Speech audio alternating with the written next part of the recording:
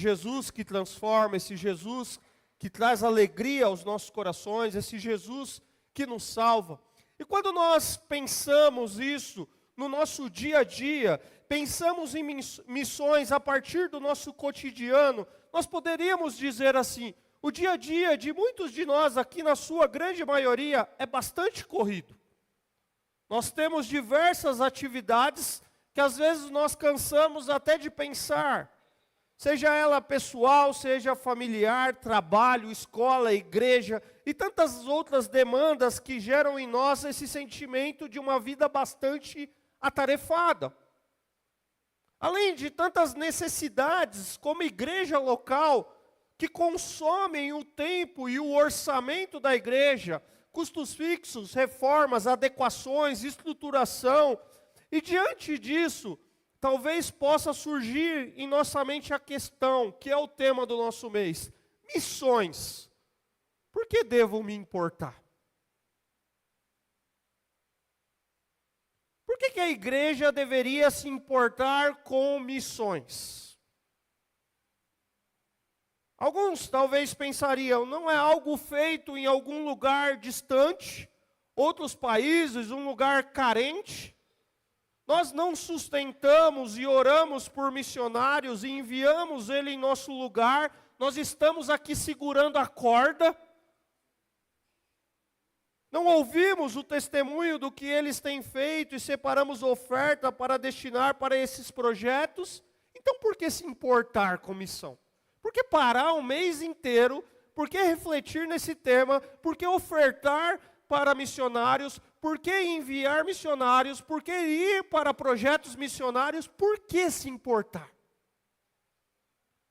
Citando um pastor teólogo brasileiro, abre aspas, ele diz assim: quando falamos de missões, estamos falando sobre uma maneira de tornar a glória de Deus mais conhecida, fazer o seu nome ser adorado mais intensamente, facilitar que seu amor seja recebido mais profundamente, restaurar a imagem de Deus em homens e mulheres de outros lugares, fecha aspas. Deveríamos nos importar com missões, e eu já dou uma resposta mais simples, mas nós vamos desenvolver isso aqui hoje. Mas nós deveríamos nos importar com missões, porque nós ansiamos para que o nome de Deus seja conhecido em outros locais. Porque nós ansiamos, ou deveríamos ter esse desejo em ver as pessoas sendo resgatadas e adorando a Cristo, aquele que viveu e morreu pela humanidade. Aquele que veio ao mundo, cumpriu a sua missão, e antes dele voltar para o Pai, ele entregou aos discípulos uma tarefa, que nós chamamos de grande comissão. E aqui nós temos um problema nessa grande tarefa. Porque nós temos uma tarefa, nós podemos ter um olhar de negligenciar o id ou o indo de Jesus. Isso é um problema. Mas por outro lado, nós podemos supervalorizar o id, o indo que Jesus determinou e negligenciar o fazer discípulos. A igreja de Cristo Jesus, ela recebeu uma tarefa, ela recebeu uma comissão, portanto vão, ou indo, façam discípulos. A igreja tem essa tarefa de ir, de pregar, de anunciar o evangelho, mas não simplesmente anunciar e ir embora, é de fazer discípulos. E fazer discípulos é pegar outra pessoa e ensinar o evangelho de Cristo Jesus para ela. E Jesus continua batizando-os em nome do Pai, do Filho e do Espírito Santo, ensinando-as a obedecer a tudo que eu lhes ordenei, e eu estarei sempre com vocês até o fim dos tempos. Queridos, pensar sobre missões, e aqui eu quero mais uma vez ressaltar a importância do tema. Não é apenas para missionário, para aqueles que estão no campo se preparando para ir para algum local. ou pensar nas agências que os enviaram, é algo que deveria estar no coração de todo cristão. Porque o nosso desejo deve ser o de adorar e proclamar o nome de Deus, as boas novas do Evangelho em todo local. Porque o povo de Deus, queridos, o povo escolhido de Deus, ele não existe para si mesmo. Ele existe para que a glória de Deus e sua missão em favor de outros seja conhecida.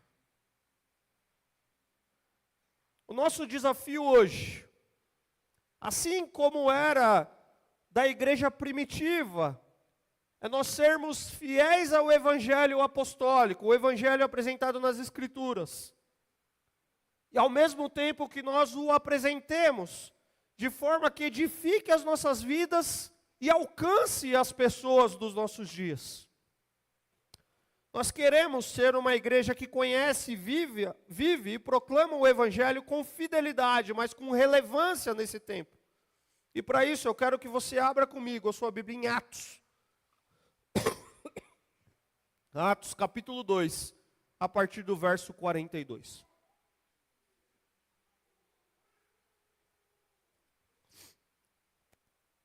Atos capítulo 2, a partir do verso 42. Texto bastante conhecido.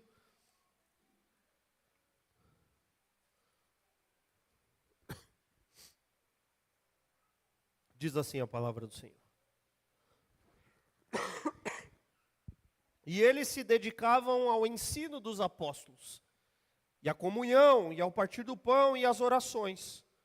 Todos estavam cheios de temor, e muitas maravilhas e sinais eram feitos pelos apóstolos. Os que criam mantinham-se unidos, tinham tudo em comum, vendendo suas propriedades e bens, distribuíam a cada um conforme a sua necessidade. Todos os dias continuavam a reunir-se no pátio do templo, partiam o pão de casa em casa. E juntos participavam das refeições com alegria e sinceridade de coração, louvando a Deus e tendo a simpatia de todo o povo. E o Senhor lhes acrescentava diariamente os que iam sendo salvos. Pai, obrigado pela tua palavra. Palavra já introduzida aqui, palavra agora lida, e palavra que será exposta. Nós pedimos que o Senhor fale aos nossos corações. Essa é a nossa oração em nome de Jesus. Amém. É interessante que ao lermos o livro de Atos, nós percebemos claramente que ele não é um livro doutrinário. Embora seja um livro cheio de doutrinas, nós não temos aqui no livro de Atos um guia de doutrina para a igreja. Mas nós vemos aqui Lucas, o autor do livro, descrevendo e colocando a prática da igreja como um padrão a ser seguido. A prática dessa igreja como um padrão a ser seguido. Nós temos em Atos a narrativa dos primeiros anos da igreja, talvez os primeiros 30 anos da igreja primitiva. E nós vemos aquilo que Jesus fez e ensinou, continuando sendo feito agora através da igreja, tornando esses eventos significantes para as igrejas de todos os tempos. Nós olhamos para essa igreja, ainda que embrionária, e muitas vezes nós criamos um ideal e nós até romantizamos a sua vivência interna, o seu aspecto, o seu ímpeto evangelista, o seu impacto transformador no mundo, e nós falamos dela como se ela não tivesse defeito. E nós esquecemos que dentro dessa igreja tinha heresias, tinha hipocrisias, tinha rivalidades e imoralidades que atrapalhavam a dinâmica daquela igreja, assim como atrapalha a realidade da igreja hoje. O que torna para nós, queridos, essa igreja modelo, não é o seu aspecto ou o seu estado de perfeição, mas aquilo que ela prima, aquilo que ela tem como zelo por ser e por fazer, a sua natureza, os seus princípios, a sua essência. O poder do Espírito Santo despertando e atuando na vida daqueles irmãos. Essa igreja é para nós um modelo, uma referência, um exemplo de relacionamentos internos na igreja, bem como no relacionamento com o mundo no qual nós estamos inseridos, de evangelização, de testemunho. Nós lemos a partir do verso 42, mas se você voltar para o verso 41, olha o que diz o verso 41. Os que aceitaram a mensagem foram batizados. E naquele dia houve um acréscimo de cerca de 3.000 pessoas. Sendo bem simplista aqui, após Jesus ascender ao Pai, a obra de Jesus, ele começa com o derramamento do seu Espírito. Jesus orienta para que o Espírito Santo fosse derramado sobre eles em Jerusalém. E esse ato poderoso de Deus ocorre após a ascensão de Jesus. E o Cristo exaltado agora vai agir pelo seu Espírito, que envia as boas novas até os confins da terra, acrescentando novos convertidos à comunidade, guiando e capacitando os apóstolos e a igreja para executar a sua missão. Então, Atos descreve para nós a ascensão de Jesus, eles recebendo o Espírito Santo, Pedro pregando o evangelho para uma multidão, convidando eles a se arrependerem para o perdão dos pecados, e os que aceitaram a mensagem, como nós lemos aqui no verso 41, e foram batizados, era cerca de 3.000 pessoas. Os irmãos conseguem entender o contexto em que eles estão e imaginar o desafio para eles? Imagina que no próximo domingo nós tivéssemos 3.000 pessoas aqui na igreja. Amém? Mas seria um desafio, não seria? Como cuidar desse povo? Como discipular esse povo? Como pastorear esse povo? É um grande desafio. Eu fui num congresso há 2 semanas atrás e participei de um curso na parte da manhã de revitalização de igreja. E é interessante que às vezes você vai nesse curso, você achando que o pastor vai dar um modelo, alguma coisa, e o pastor o pastor de uma grande igreja, de uma forma muito simples, eu parafraseando ele aqui, ele diz assim: se o Senhor é o pastor da igreja, é o dono da igreja, o pastor da igreja, ele só vai mandar ovelhas dele se a gente cuidar. E aquela igreja recebeu 3.000 pessoas. Eles não tinham Google, eles não tinham YouTube, eles não tinham o chat GPT, Anderson, a gente estava conversando sobre isso essa semana, eles não tinham a igreja do vizinho para olhar, eles não tinham uma biblioteca para pegar um manual de como fazer, e a grande questão é, e agora, como viver em igreja? Com esse tanto de gente, cerca de 3.000 pessoas, como ensinar a verdade para eles, como fazer esses irmãos crescerem na fé, como ter uma vida de oração, como fazer um culto. Será que é necessário alcançar mais pessoas? Essa era a dinâmica deles. Quem é pai e mãe aqui vai entender o exemplo que eu vou dar. Mais recente, os mais antigos punha no banco de trás no colo, porque eu sou dessa época. Punha todo mundo naquela parte da Brasília, do Fusca, e ia todo mundo lá. Mas hoje, no mundo em que nós vivemos, quando você vai ganhar o seu bebezinho, a sua bebezinha, o pai e a mãe, ele faz curso, ele vê vídeo no YouTube, ele lê, ele busca informação, ele vai visitar a maternidade, ele faz um monte de coisa para entender o que é ser pai e o que é ser mãe. Aí, o bebê nasce. E você tem aqueles primeiros cuidados do hospital. Uma enfermeira ensinando você a colocar o bebê para amamentar na mãe. Todo um cuidado de higienização do bebê. E você está com aquele cuidado todo ali.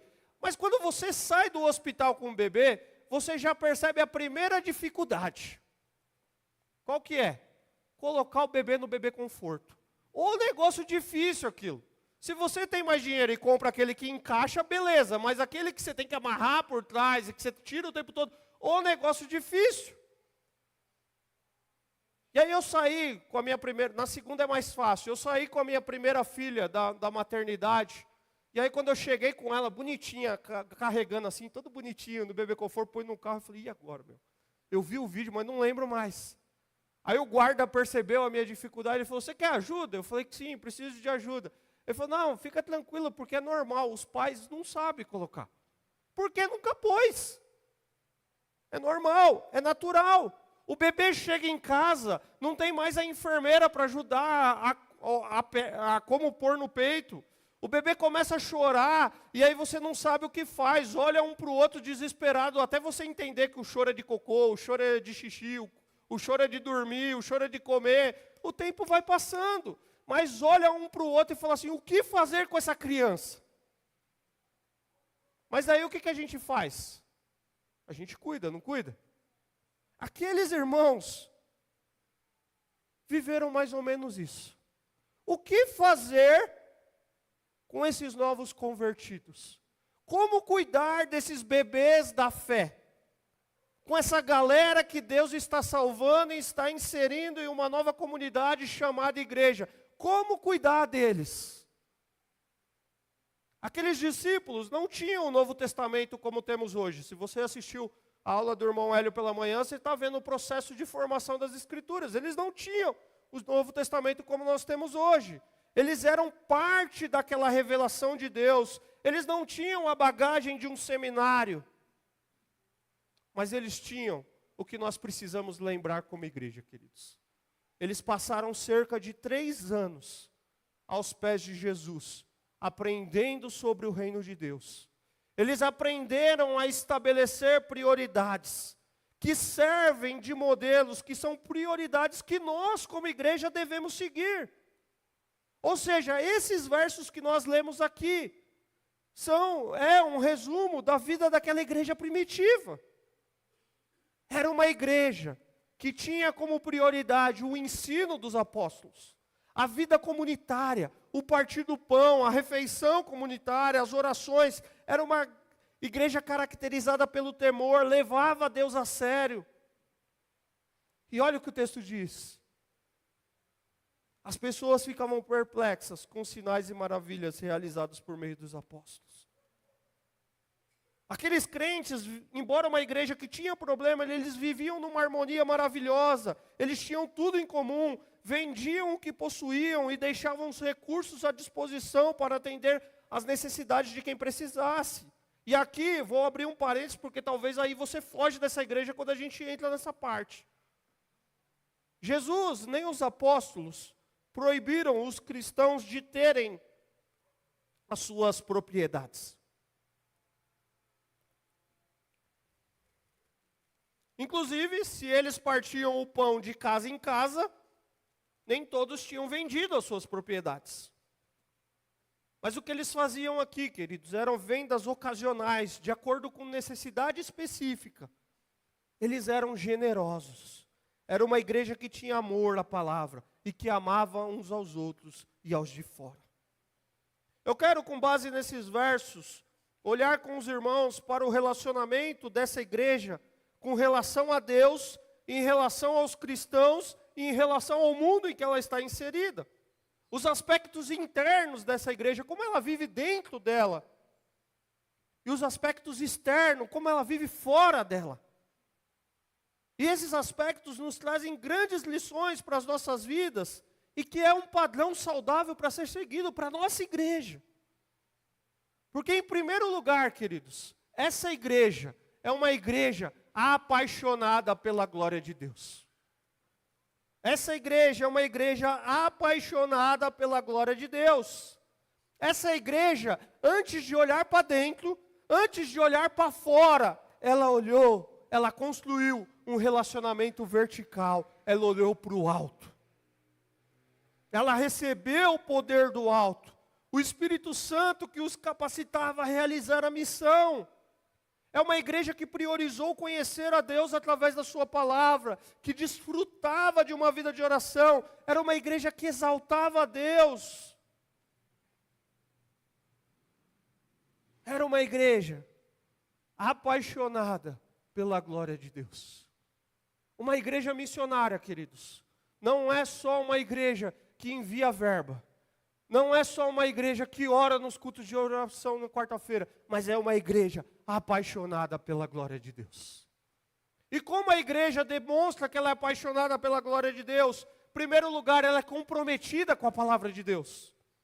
Era uma igreja que estudava a palavra, estava comprometida com a aprendizagem. Os mestres ali eram os apóstolos, a que Jesus tinha escolhido e treinado.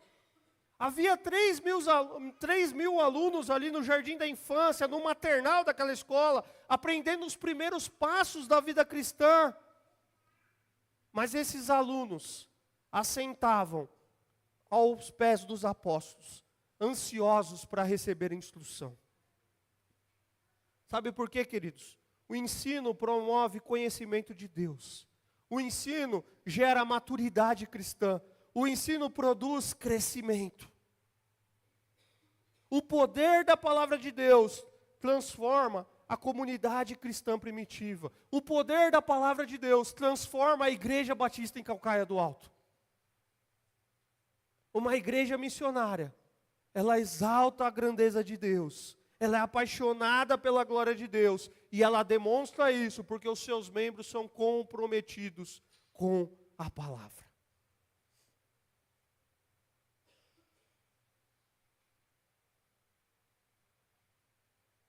A gente vive num tempo em que as pessoas querem ir para a igreja. As pessoas querem ver milagres. As pessoas querem ver o extraordinário de Deus, ver o sobrenatural de Deus, ter uma experiência agradável, prosperidade, curas. Mas poucos são aqueles que querem ser feridos, confrontados e crescer no conhecimento da palavra de Deus. Queridos, uma igreja que quer conhecer a vontade de Deus, ela precisa conhecer a mensagem de Deus. E se nós precisamos conhecer a mensagem de Deus, é por meio da palavra. Uma igreja de palavra é uma igreja que vai se atentar para a missão de Deus, para a missão que Deus está realizando. Mas ela não é só, ela demonstra essa paixão, e não uma paixão como algo avassalador passageiro, mas algo lá dentro dela, pela glória de Deus. Ela é comprometida com a palavra, mas ela é uma igreja de oração.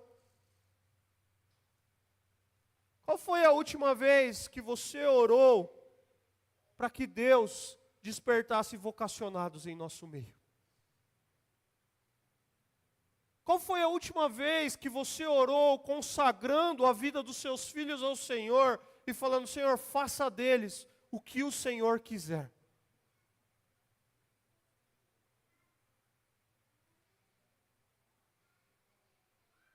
Qual foi a última vez que a gente deixou de incentivar os nossos filhos a buscarem apenas o materialismo do tempo em que vivemos, o academicismo do tempo em que vivemos, e olhar para eles e falar: para que Deus te criou?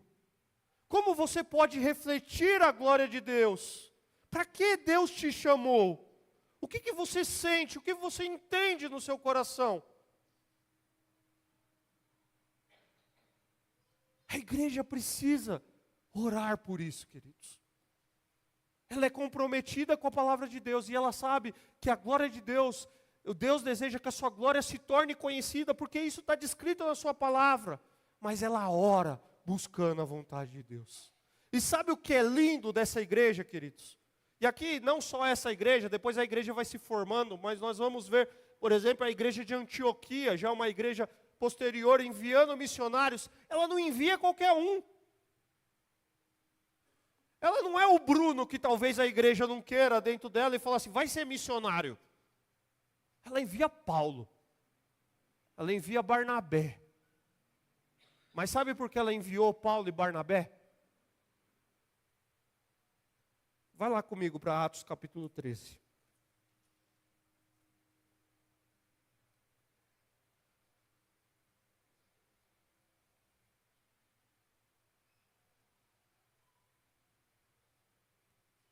partir do verso 2. Enquanto adoravam o Senhor e jejuavam, disse o Espírito Santo: separem-me Barnabé e Saulo para a obra que eu os tenho chamado.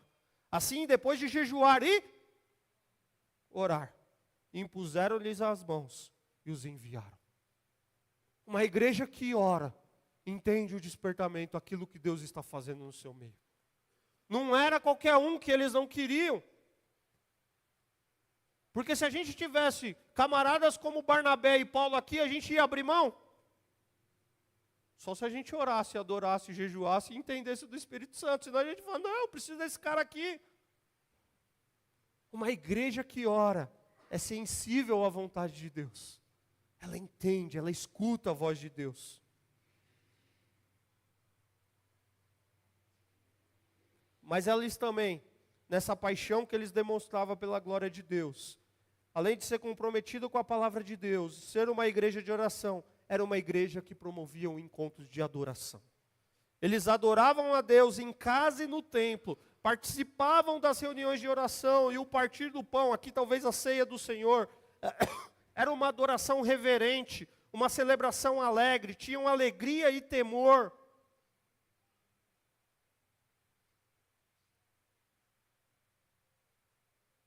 Cada encontro de louvor e adoração da igreja, eu penso que deve ser marcante e deve ser renovador para os corações de todos os presentes. E eles viviam isso.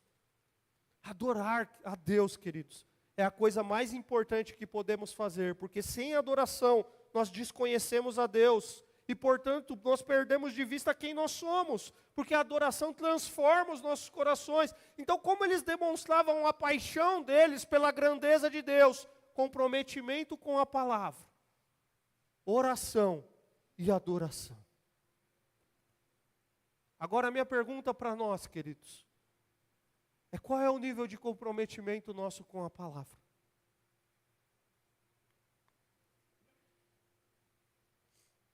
Qual é o seu nível, o meu nível de comprometimento com a oração? A oração é aquele botãozinho de emergência que você aciona quando está em perigo? Ou é algo presente na sua vida? E como você vive essa vida de adoração, que é muito mais um encontro da igreja reunida, mas é o seu dia a dia. Essa igreja aprendeu a ouvir a Deus, a se relacionar com Deus, para manifestar a glória de Deus nesse mundo. Se a gente deseja manifestar a glória de Deus no mundo, nós precisamos ouvir a Deus e se relacionar com Deus.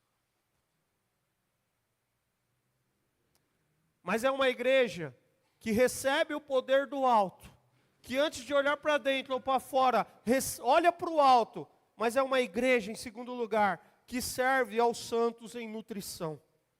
Era uma igreja que se alimentava de forma saudável pela palavra, era uma igreja de oração e que estava sendo transformada pela adoração, mas internamente era uma comunidade de comunhão e ajuda mútua. Era acolhedora. E as pessoas estavam unidas no amor de Cristo. Eles se relacionavam com intensidade e amor. Nós fomos criados, queridos, com uma necessidade vertical, companheirismo de Deus, mas também fomos feitos para manter um relacionamento horizontal com outras pessoas. Nós, como igreja, recebemos essa responsabilidade de nutrir aqueles que estão no nosso meio, edificá-los à maturidade na fé. Paulo disse que o seu próprio alvo não era apenas levar as pessoas à fé salvífica, mas sim apresentar todo homem perfeito, maduro em Cristo, Colossenses 1:28. Nós o proclamamos, advertindo e ensinando a cada um com toda a sabedoria, a fim de que apresentamos todo homem perfeito em Cristo. Ele escreveu à igreja de Éfeso, Paulo, dizendo que Deus concedeu o dom às pessoas para a edificação do corpo de Cristo. A Bíblia descreve em diversas partes dela a importância do crescimento espiritual, o desejo que cada um de Deus, que cada um dos seus filhos atinja a maturidade espiritual. Quando nós olhamos para a igreja, queridos, Deus deu dons, designou líderes para a edificação, para a construção, para o crescimento do corpo de Cristo. Com qual propósito? Para não sermos como criança levado de um vento para o outro, porque alguém nos diz algo diferente, mas crescendo mediante a verdade e amor, tendo Cristo como cabeça. A essência, queridos, do ministério interno da igreja consiste em acompanhar as pessoas da infância à maturidade neles. Hernandes Dias Lopes diz assim: a igreja tem uma relação vertical e uma horizontal. Ela adora a Deus e ama os irmãos. A comunhão no partir do pão, a singeleza de coração, a lares abertos, a corações abertos, a mãos abertas. Eles tinham tudo em comum, repartiam os seus bens. A igreja é um corpo, os membros servem uns aos outros. Queridos, a vida em comunidade da igreja é o meio pelo qual nós somos edificados e fortalecidos na nossa vida em Cristo. A comunhão da igreja é expressa quando os crentes vivem juntos em amor fraternal, em uma sociedade transformada. Uma igreja missionária, ela recebe o poder de Deus, mas ela se entende dentro dela, porque ela olha para quem Deus tem chamado, lá em Antioquia, Barnabé e Paulo, e envia, põe a mão e manda para o campo.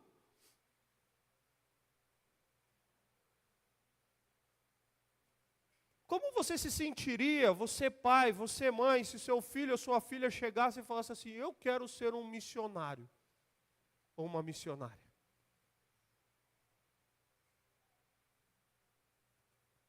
Aí você vai falar: que coisa linda, vai falar de Jesus lá longe, vai lá para os povos não alcançados.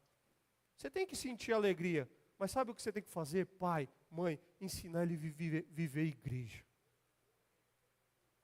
Ensinar a respeitar os líderes da igreja.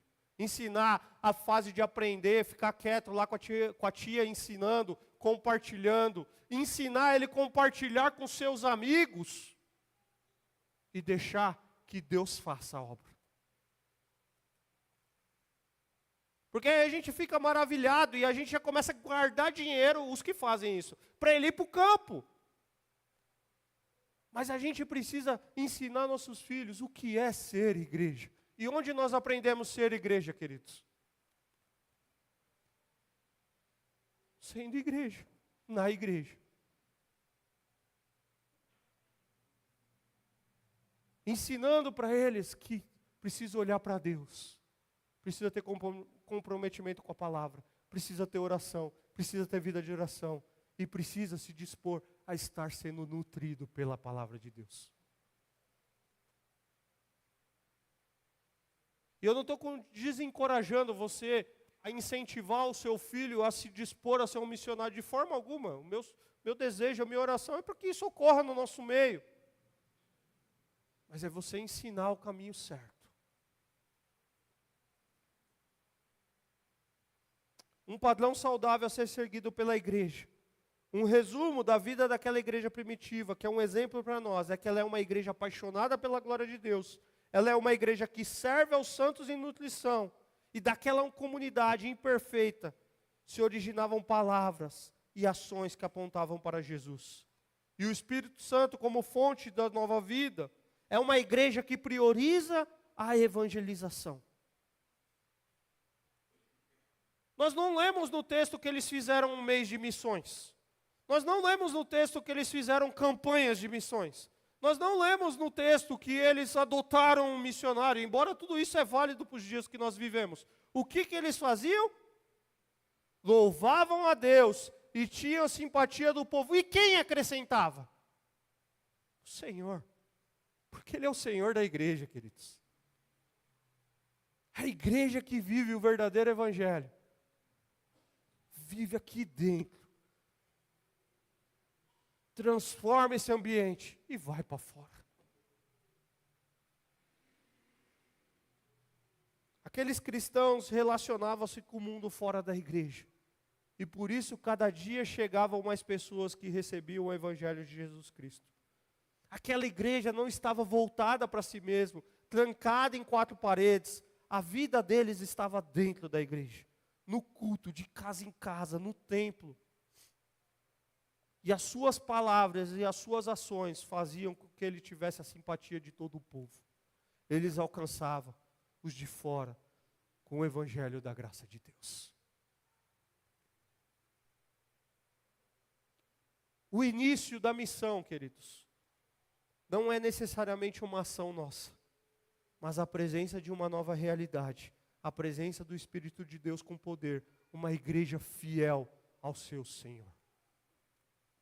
Se o seu vizinho sentasse aqui nesse banco nessa noite, convidado por alguém que não fosse você e te encontrasse aqui, o que ele ia pensar? Iria ser essa palavra aqui? Esse camarada ou essa menina trabalha comigo, ele louva a Deus. E eu ganho, ele tem minha simpatia, porque é um cara que louva a Deus. Se alguém da sua família sentasse aqui nessa noite, do seu lado, alguém do seu trabalho, da sua comunidade, dos seus vizinhos, como nós já dissemos aqui, sentasse do seu lado, o que ele pensa sobre você? E eu não estou colocando perfeição, aspectos éticos, morais, posicionamento político. Estou perguntando de conduta de vida, de coração. O que ele diria sobre você? Ou ele chegaria e falaria, você? Nem sabia que você era da igreja.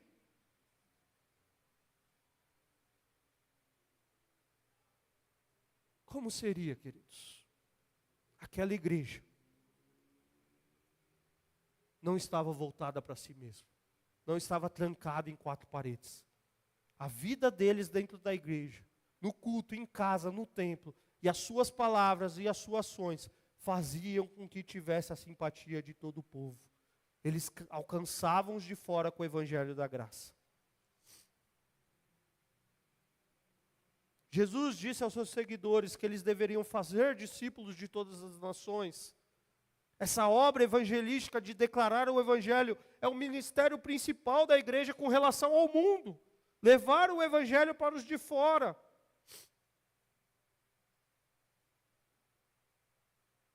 O nosso desafio como igreja local é ser uma igreja bíblica, acolhedora e transformadora. E por acolhedora e transformadora entende-se que nós desejamos expressar o amor de Deus, acolhendo aqueles que, os visitantes, os frequentadores, membros, compartilhando o que recebemos de Deus, vivenciando a unidade em Cristo. Nós fomos alcançados pela graça salvadora de Jesus e desejamos pregar, viver e testemunhar o poder transformador do Evangelho, sendo o agente de transformação no mundo em que vivemos, para a glória de Deus. Essa é a nossa missão, queridos. Nós precisamos viver assim.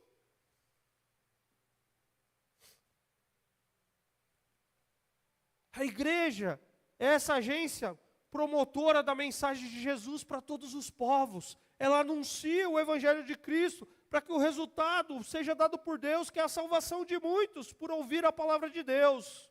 A transformação do homem pelo poder do Evangelho, tornando-o agora cidadão do reino de Deus. Esse deve ser o alvo da missão. Ela não é apenas um lugar, ela é também o instrumento do reino de Deus.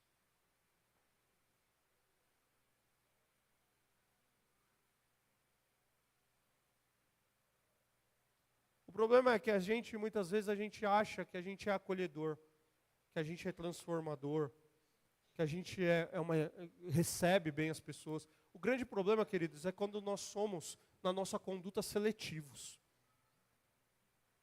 Nós fazemos isso com quem nós nos agradamos, identificamos, com quem nós construímos laços. E aí a gente não mede esforços para agir. E as pessoas, inclusive, se acostumam com isso, e aí não vão agir mesmo. Mas o grande desafio é viver a partir daquilo que Deus deseja. Eu olhar para um cara que talvez você não goste muito na igreja, mas se Deus levantou ele como o obreiro, como o missionário que vai se formar, é apoiar. É saber como que você pode ajudá-lo nesse processo. Esse é o desafio para nós. É olhar e ensinar nossos filhos, repito, a viver igreja? Porque a missão, queridos, se dá a partir da igreja. Tem as juntas, tem as agências, que nada mais é que uma reunião de igrejas promovendo alguma coisa, porque a missão se dá a partir da igreja.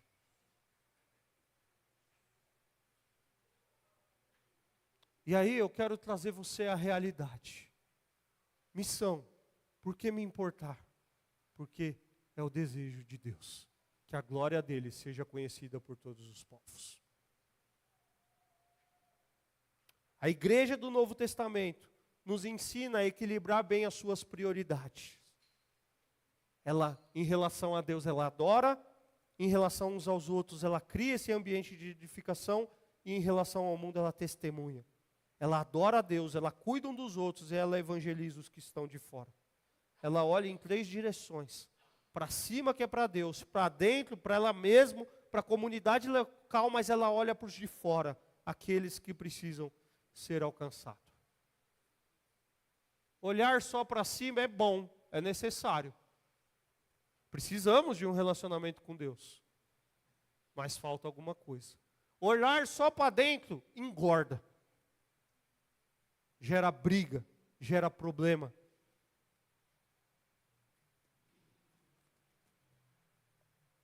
Agora, olhar para cima, receber o poder de cima, olhar para dentro, orar, compartilhar a palavra, entender e olhar para fora, essa é a missão da igreja.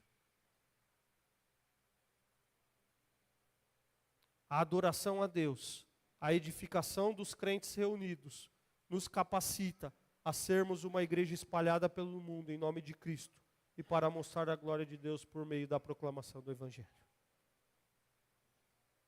Queridos, o grande desafio que nós temos hoje é sermos sensíveis ao nosso contexto, sem negociarmos a verdade do Evangelho. John Stott, em um dos seus livros, ele tem uma frase que diz assim: vá a Cristo em adoração e saia por Cristo em missão. Que Deus, com a sua graça, nos ajude a ser uma igreja apaixonada pela glória de Deus. Uma igreja que serve aos santos em nutrição. E uma igreja que prioriza a evangelização. Que não seja o mês de setembro, que não seja uma quantidade financeira, mas que esteja aqui dentro, no coração de cada um de nós. E eu vou repetir algo que eu já falei inúmeras vezes aqui. Sabe quem Deus enviou para testemunhar o Evangelho de Cristo Jesus lá no seu trabalho? Eu sei que você já pediu oração contrária a isso, porque o ambiente do seu trabalho é de muitos seculares, é difícil esse ambiente, mas foi lá que Deus te colocou, queridos. É lá que você precisa brilhar e espalhar a glória de Deus. Porque se eu fizer uma enquete aqui, e aqui eu não estou desvalorizando o trabalho de ninguém, porque é necessário, mas quantas vezes a Junta de Missões Nacionais foi na sua empresa? Quantas vezes foi? Porque não é esse o propósito da junta, queridos. E nem é esse o propósito de Deus. Mas quantas vezes, quanto tempo você está na sua empresa? E lá tem um missionário todos os dias. Muitas vezes pedindo oração para sair de lá, porque não quer trabalhar no ambiente secular. E Deus te colocou lá. Não gosto dessa palavra, para transformar aquele ambiente, mas para viver o verdadeiro evangelho naquele ambiente. Para espalhar a luz de Cristo. Sabe uma das coisas que eu sinto falta hoje de não estar no mundo corporativo? Não são o trabalho, de vez em quando dá aquela saudadezinha assim, sabe? Tipo, 25 anos fazendo algumas coisas, mas é o relacionamento. É saber como está a cabeça daquele povo lá, com que você aqui na igreja está se relacionando.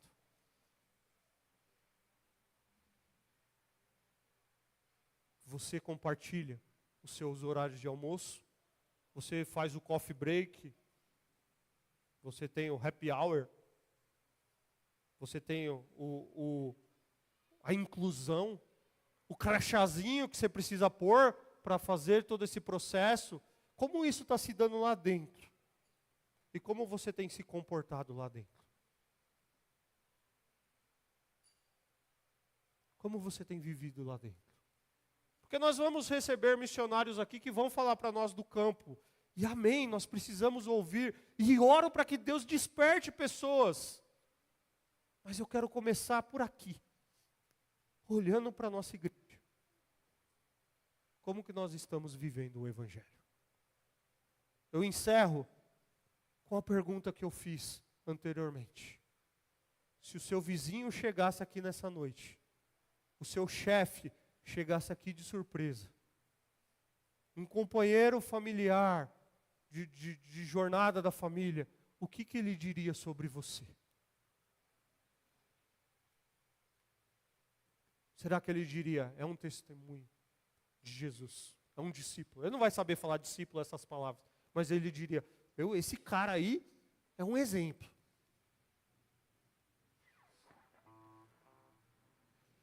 Porque é isso que nós precisamos ser, queridos. Quem acrescentava os que ia sendo salvo? Não era um missionário com a melhor oratória, retórica, formação. Embora isso seja importante. Não era um missionário da junta A, B, C, D, E, F, G, H. Embora isso seja importante. Não era o quanto de dinheiro a igreja colocava ali, embora isso seja importante. Mas quem acrescentava? E quem fazia com que aquela comunidade caísse na graça do povo? Era o Espírito Santo de Deus operando no meio deles. Porque eles eram apaixonados pela glória de Deus. Porque eles se nutriam internamente. E porque eles olhavam para os de fora. Como está o seu coração? Como está seu testemunho? Como está o Evangelho na sua vida?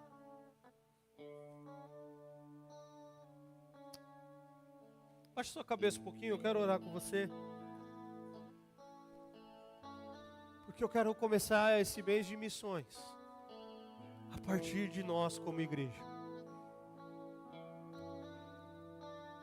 Pedindo para que o Senhor sonde os nossos corações. Se nós estamos negligenciando a missão que recebemos deles, de testemunhar o Evangelho da graça de Deus. Pai, obrigado pela Tua palavra. Palavra rica, viva, penetrante. Que edificou a vida daqueles 3.000 que estavam sendo salvos, que foram acrescentados na igreja naquele período. Que edificou a vida dos apóstolos, de outros que chegaram à igreja e que tem edificado a nossa vida, ó Pai. Palavra que nos mostra quem o Senhor é. Os seus atributos.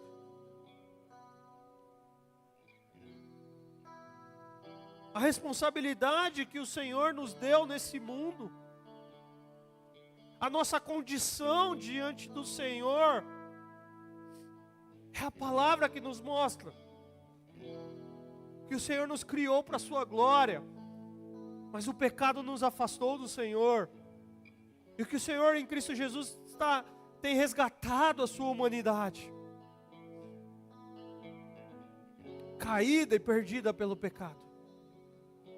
E que longe do Senhor nós nos afastamos do ideal do Senhor. E muitas vezes nós construímos as nossas próprias histórias, os nossos próprios projetos de vida. E às vezes até mesmo dentro da igreja, ouvindo a palavra após domingo, tendo várias versões de Bíblia no celular, em casa, mas sem abrir a Bíblia, sem ouvir a sua voz por meio da palavra. E totalmente ignorantes quanto ao conhecimento, aquilo que o Senhor quer se revelar, ou se revelou para nós.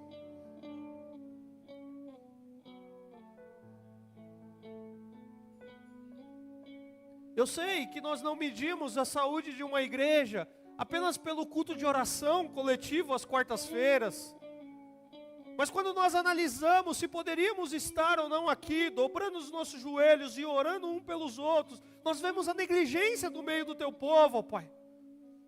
Não somente aqui em Caucaia, mas nos mais diversos locais. E talvez pudesse ser até a minha negligência se eu não fosse o pastor dessa igreja.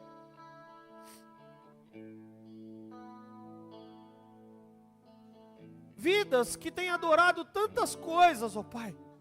O mundo em que vivemos, mas que não expressam e não refletem uma verdadeira adoração ao Senhor.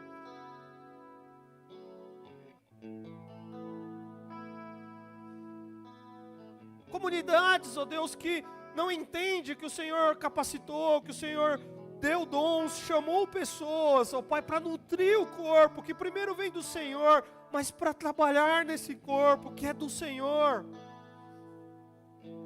Muita gente com tantos dons, tantas habilidades, esperando ser servido.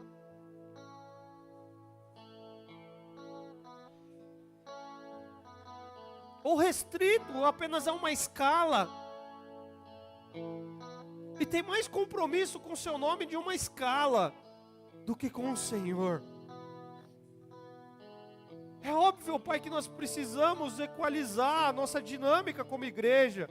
O grupo que trabalha, mas para que o outro, no outro dia não tenha folga, mas que esteja aqui te adorando, se prostrando diante do Senhor, se quebrantando diante do Senhor, pedindo sabedoria, pedindo que o Senhor o revista do seu poder, para que ele cumpra a missão que o Senhor deu para ele, de nutrir, de edificar a igreja e de testemunhar o Evangelho de Cristo Jesus. Nos livra de nós mesmos, ó Pai, do nosso comodismo, de achar que nós pagamos para alguém fazer um trabalho que é nosso. Que dessa igreja saia muitos recursos para investir em missões, mas que dessa igreja saiam pessoas que amem ao Senhor e que comecem a testemunhar do Senhor lá na escola, lá no trabalho, lá na vizinhança. E se o Senhor assim o chamar, que vá para o campo, que vá para os lugares distantes, que vai alcançar aqueles que estão em necessidade, com situações de vulnerabilidade. Mas que nada seja a partir de nós, ó Pai. Que tudo seja a partir do Teu Espírito que opera em nós. Recebe a nossa vida, Pai. Que Teu Espírito Santo queime no coração aqui de pessoas o desejo de se dispor a mais Te servir. E se preciso for abrir mão de algumas coisas, que abra a mão para Te servir. Essa é a nossa oração. É assim que nós nos colocamos, pedindo, quebranta o nosso coração. Em nome de Jesus. Amém. Amém. Servo sofredor, a luz do mundo, promessa viva que se cumpriu. Palavra que nos leva das trevas à luz. A escuridão não venceu.